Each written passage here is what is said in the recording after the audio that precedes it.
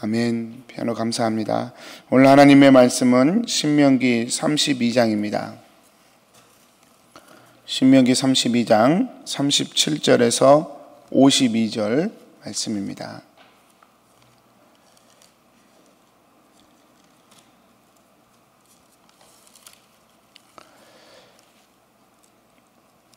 우리 한 절씩 교독하겠습니다. 또한 그가 말씀하시기를 그들의 신들이 어디 있으며 그들이 피하던 반석이 어디 있느냐. 그들의 제물의 기름을 먹고 그들의 전제의 제물인 포도주를 마시던 자들이 일어나 너희를 돕게 하고 너희를 위해 피난처가 되게 하라. 이제는 나 곧 내가 그인 줄 알라. 나 외에는 신이 없도다. 나는 죽이기도 하며 살리기도 하며 상하게도 하며 낫게도 하나니 내 손에서 능히 빼앗을 자가 없도다. 이는 내가 하늘을 향하여 내 손을 들고 말하기를 내가 영원히 살리라 하였노라. 내가 내 번쩍이는 칼을 갈며 내 손이 정의를 붙들고 내 대적들에게 복수하며 나를 미워하는 자들에게 보응할 것이라. 내 화살이 피에 취하게 하고 내 칼이 그 고기를 삼키게 하리니 곧 피살자와 포로된 자의 피요 대적의 우두머리의 머리로다. 너희 민족들아 주의 백성과 즐거워하라. 주께서 그 종들의 피를 갚으사 그 대적들에게 복수하시고 자기 땅과 자기 백성을 위하여 속죄하시리로다. 모세와 눈의 아들 호세아가 와서 이 노래의 모든 말씀을 백성에게 말하여 들리니라. 모세가 이 모든 말씀을 온 이스라엘에게 말하기를 마치고 그들에게 이르되 내가 오늘 너희에게 증언한 모든 말을 너희의 마음에 두고 너희의 자녀에게 명령하여 이 율법의 모든 말씀을 지켜 행하게 하라. 이는 너희에게 헛된 일이 아니라 너희의 생명이니 이 일로 말미암아 너희가 요단을 건너가 차지할 그 땅에서 너희의 날이 장구하리라. 바로 그날에 여호와께서 모세에게 말씀하여 이르시되 너는 여리고 맞은편 모압 땅에 있는 아바람 산에 올라가 느보 산에 이르러 내가 이스라엘 자손에게 기업으로 주는 가나안 땅을 바라보라. 내 형 아론이 호르산에서 죽어 그의 조상에게로 돌아간 것 같이 너도 올라가는 이 산에서 죽어 내 조상에게로 돌아가리니 이는 너희가 신광야 가데스의 무리바 물가에서 이스라엘 자손 중 내게 범죄하여 내 거룩함을 이스라엘 자손 중에서 나타내지 아니한 까닭이라. 내가 비록 내가 이스라엘 자손에게 주는 땅을 맞은편에서 바라보기는 하려니와 그리로 들어가지는 못하리라 하시니라. 아멘. 아멘. 이제 신명기 말씀이 거의 끝이 나오는 것 같습니다. 어제 말씀에 의해서 하나님께서 이스라엘의 대적들을 벌하실 것을 말씀합니다. 그런데 여기서 말한 이스라엘의 대적들은 이스라엘을 벌하는 데 쓰임받은 그런 대적들을 의미하죠. 그래서 여러분 하나님께서 이스라엘에게 징계하고 이러한 부분들은요 한 가지 측면으로만 볼 수 없고 두 가지, 세 가지 측면으로 볼 수 있어야 합니다. 그러니까 하나님께서 대적의 손을 빌어서 이스라엘을 징계하시지만 그 대적을 또한 징계하셔요. 그러니까 하나님께서 하나님의 백성들을 징계함이 하나님이 직접 하시느냐 아니면 하나님의 보호하심이 거쳐지느냐, 이건 굉장히 우리가 생각하는데 좀 주의가 필요합니다. 뭐 이거다 저거다 딱 잘라서 말하기는 어렵지만 좀 복합적인 부분이 있습니다. 그러면서 하나님께서 결국 하시고 싶은 말씀은 하나님께서 생사화복의 주관자이심을 선언하는 것입니다. 여러분 이게 성경이 계속해서 우리에게 말씀하고 싶어하는 부분이고요, 이게 우리 믿음의 가장 깊은 뿌리의 원리가 되어야 합니다.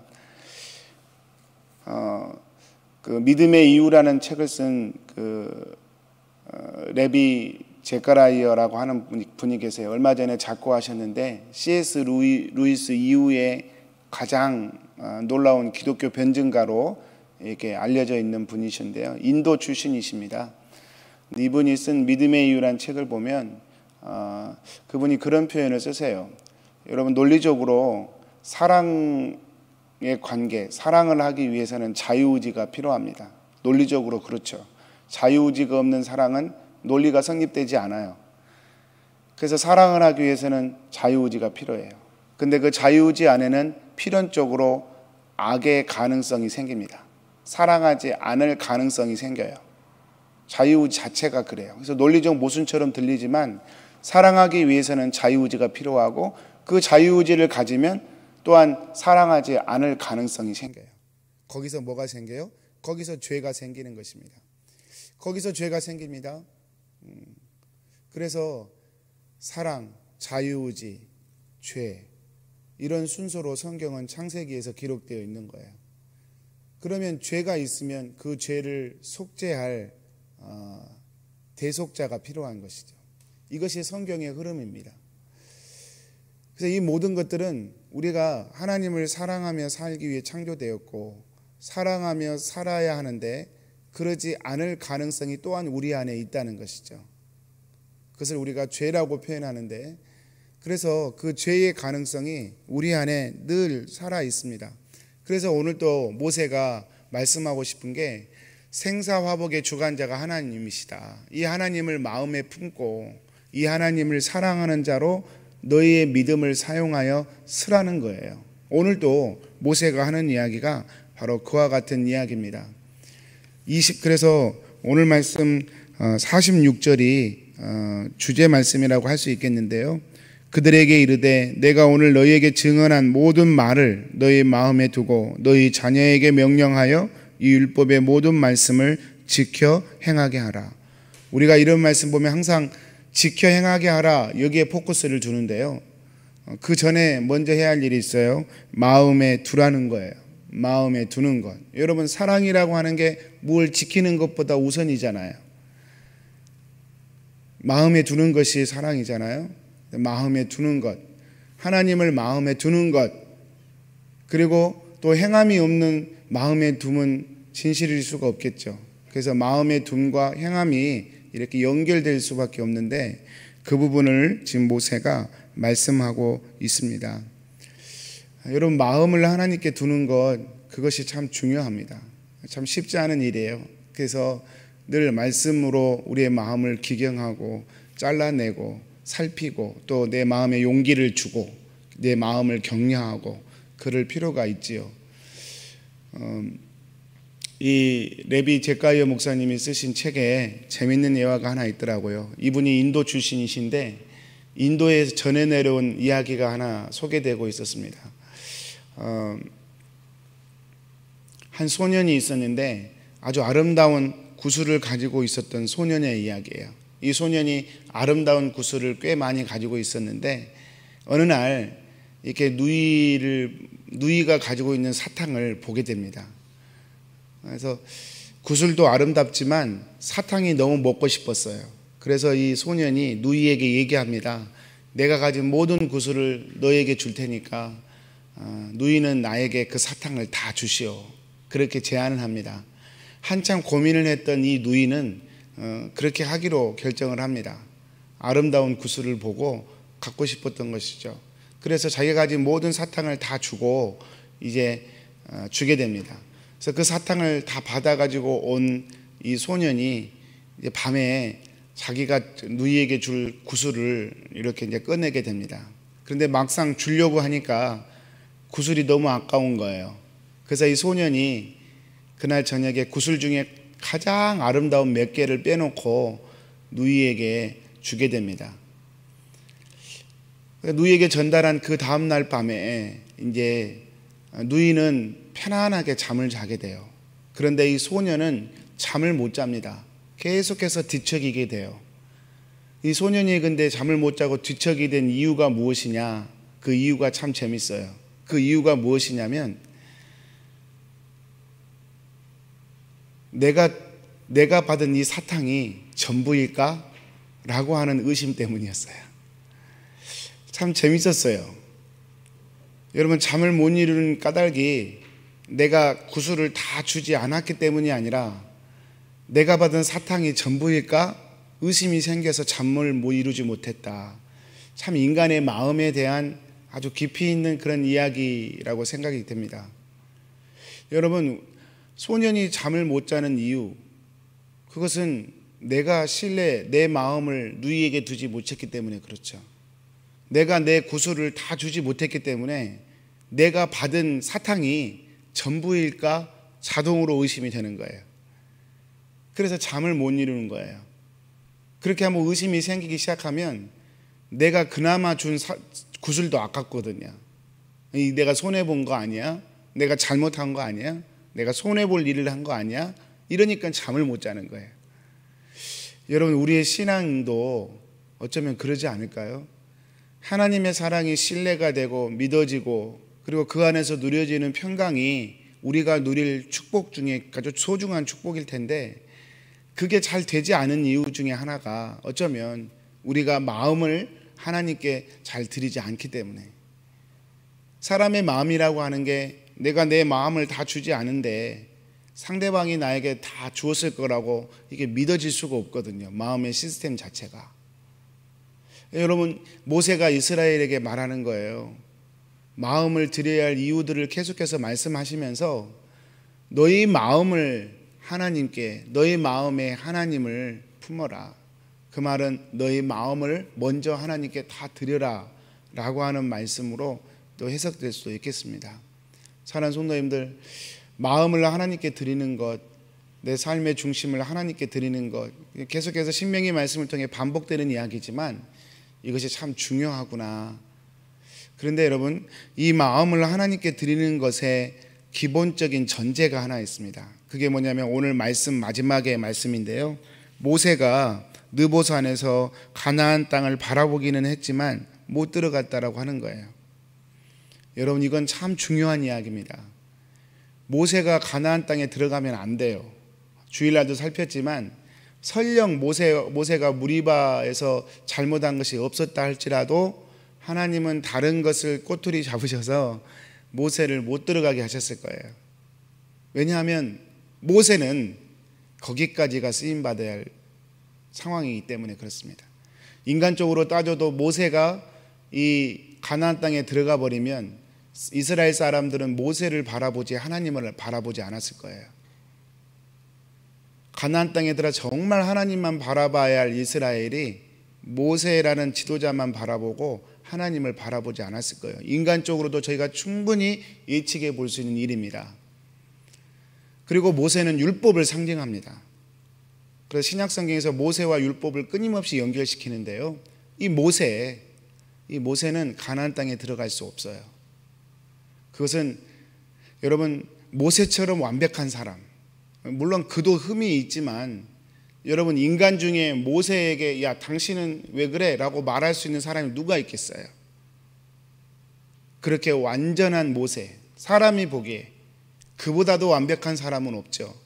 그런데 그런 모세가 가나안 땅에 들어가지 못하는 형국을 취하게 하심으로써 인간의 힘으로는 하나님의 나라에 들어갈 수 없음을 복음의 그 성격을 선명하게 드러내고 계신 것이죠. 아까 제가 마음을 드리는 것이 신앙의 본질이라 우리가 나누었는데요, 그 한계가, 그 출발이 어디에 있습니까? 그것조차도 은혜라는 거예요. 여러분, 우리가 하나님을 믿다 보면 저도 그렇고 느끼지 않습니까? 하나님께 마음을 드리려고 막 애를 쓰는데 그것을 어떤 이유로든 잘 안 되고 그러면 안 되게 하는 그것이 참 원망이 돼요. 또 나는 열심히 하는데 누군가가 막 미적거리면 되게 화가 나요. 참 이게 사람의 마음이 참 여러 가지 그런 부분이 있습니다. 근데 여러분, 우리가 기억해야 돼요. 내가 내 마음을 하나님께 드리면 하나님의 마음을 또한 우리가 충분히 누릴 수 있습니다. 그건 축복입니다. 그런데 여러분, 그것까지도 뭐였다고요? 은혜였다고요. 만약에 하나님께서 우리의 행위 자체를 두고 하나님께서 역사하신다면 우리는 한 사람도 하나님의 평안을 누릴 자격이 없어요. 한 사람도. 모세도 못 들어가잖아요. 상징적인 교훈이죠.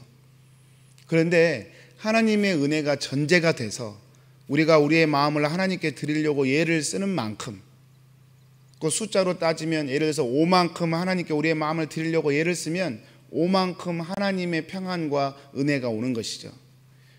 10만큼 우리의 마음을 하나님께 막 드리면 10만큼 하나님의 평안과 은혜가 또 오는 것이죠. 그런데 그렇다고 해서 5만큼 내가 하나님께 마음을 드려서 5만큼 하나님의 평안을 누렸다고 해서 그것이 나의 성취물로, 나의 결과물로 업적으로 취할 수는 없다는 거예요. 왜냐하면 5만큼 마음을 드리는 것도 하나님의 은혜가 기반되는 것이니까. 여러분, 이것이 성경이 말하는 이 복음의 원리이고, 우리가 은혜 안에서 지속적으로 타락하지 않고 교만하지 않고 지속적으로 하나님의 은혜를 누릴 수 있는 원리가 아닌가 생각이 됩니다. 사랑하는 성도님들, 오늘 또 말씀으로 축복합니다. 그 인도의 소년의 이야기가 참 마음에 어제 묵상이 되었습니다. 내 구슬을 전부를 안 주니까 누이가 준 사탕이 진짜일까 전부일까 잠을 못 자는 거예요. 방법은 한 가지죠. 내 구슬을 진실하게 다 주면 되는 거예요. 내 마음을 하나님께 다 드리면 내 삶의 주권자가 하나님이실까 아닐까, 하나님이 날 사랑할까 사랑하지 않을까, 하나님이 나를 축복하실까 아니면 축복하지 않으실까 염려할 필요가 없을 겁니다. 우리의 마음을 하나님께 드리면 하나님이 내게 주신 모든 사랑이 믿어지게 되는 축복이 있을 거라는 말씀이죠. 오늘도 그 하나님의 은혜 저와 여러분이 누리시게 되기를 축복합니다. 세상의 모든 불협화음과 이해되지 않은 일들, 상처와 아픔들이 많이 있지만 그럼에도 불구하고 우리의 마음을 하나님께 툭 하고 드렸으면 좋겠어요. 하나님이 나의 전부이십니다. 오늘 말씀처럼 하나님은 내 인생의 생사화복의 주권자이십니다. 하나님께 제 마음을 드립니다. 입술로 선포하고 믿음으로 선포했으면 좋겠어요. 그래서 하나님의 평안을 누리는 저와 여러분의 하루가 되시기를 주님의 이름으로 축복합니다. 우리 기도하겠습니다. 사랑하는 하나님 아버지, 오늘도 주의 말씀을 듣습니다. 마음을 주께 드립니다. 그리고 주의 말씀을 지키기 위하여 우리의 자유의지를 하나님께 드리겠습니다. 사랑하는 주님, 그러나 그것조차도 하나님의 절대적 은혜의 위에 기반한 것임을 오늘도 말씀을 통하여 기억하겠습니다. 의를 드러내지 않고 나의 어떠함을 자랑 삼지 않고 오직 하나님의 은혜로 주님을 사모하는 자로 서기를 소원합니다. 저희에게 은혜 부어 주옵소서. 오늘도 하루를 살아낼 수 있는 용기와 힘을 저에게 허락해 주시고 넘어지고 쓰러진 저희들 다시 한번 이렇게 세워주시고 주를 의지함으로 오늘도 우리가 하는 모든 일들을 믿음과 감사와 즐거움으로 감당해가는 귀한 하나님의 복을 허락하여 주옵소서. 예수님의 이름으로 기도합니다. 아멘. 하늘에 계신 우리 아버지여, 이름이 거룩히 여김을 받으시오며 나라에 임하옵시며 뜻이 하늘에서 이룬 것 같이 땅에서도 이루어지이다. 오늘날 우리에게 일용할 양식을 주옵시고 우리가 우리에게 죄 지은 자를 사하여 준 것 같이 우리 죄를 사하여 주옵시고 우리를 시험에 들게 하지 마옵시고 다만 악에서 구하옵소서. 대개 나라와 권세와 영광이 아버지께 영원히 있사옵나이다. 아멘.